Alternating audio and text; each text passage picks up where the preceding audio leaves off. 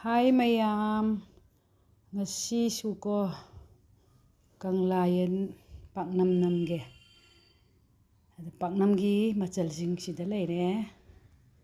Napakpi khara, nakupi, adesina iromba namraga yongchak.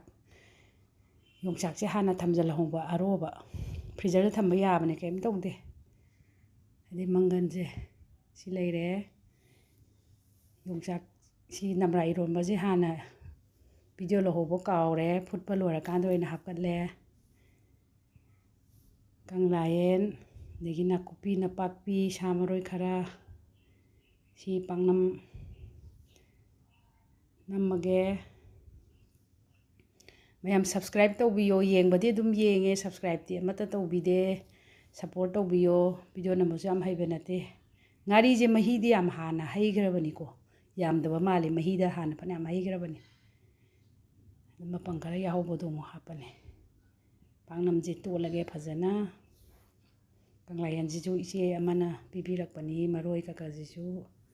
Paknam la jisu kaisu loimak ise amana pibirakpani. Paknam je tole phajana. Totpire munna. Mujik pamang je. Paknam je phutchalani phajana yomsanbire steam tawbirani. Loire hujik steam tawraga paknam namme loire. Irombasu loire. Morok ti phajana sare. Morok to. Hapamnina umorok hapamnina masu sisu phajaba khara watle. Adegi loire ay hujik saita mairen makuga ngari ngaga khara ngawba khara chaksina kitang chahau yanchanbagi machuje kitang color change tawre. Chahau chaba phai haibanina khara ga yala.